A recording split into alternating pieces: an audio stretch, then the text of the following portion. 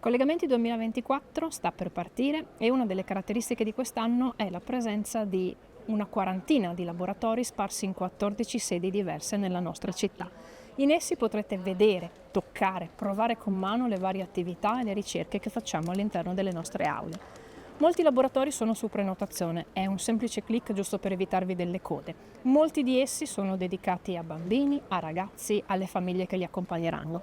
25 di questi laboratori saranno accorpati come in delle cappelle virtuali all'interno della chiesa di San Francesco e qui potrete cimentarvi e per qualche momento indossare i panni di un numismatico, di un papirologo, di un botanico, di un informatico, di un archeologo. Potrete indossare dei visori in 3D o prendere il volo capendo come funziona la costruzione di un drone. Potrete guardare cosa succede per esempio nella pancia di una mucca o scoprire che cosa nascondano le piante. Potrete creare disegni iperbolici, potrete scoprire come sarà il vostro volto quando cambierete, quando invecchierete. Potrete anche scoprire le emozioni, se ci sono, di un robot oppure verificare le potenzialità dell'intelligenza artificiale.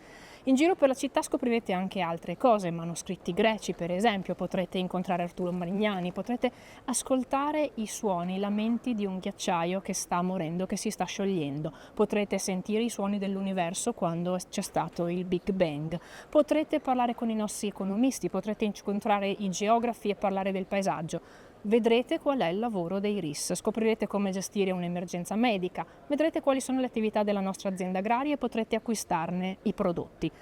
Noi ce l'abbiamo messa tutta, sappiamo che possiamo migliorare ancora e per questo il vostro aiuto sarà prezioso, quindi vi chiederemo ad ogni evento di compilare un breve e anonimo questionario.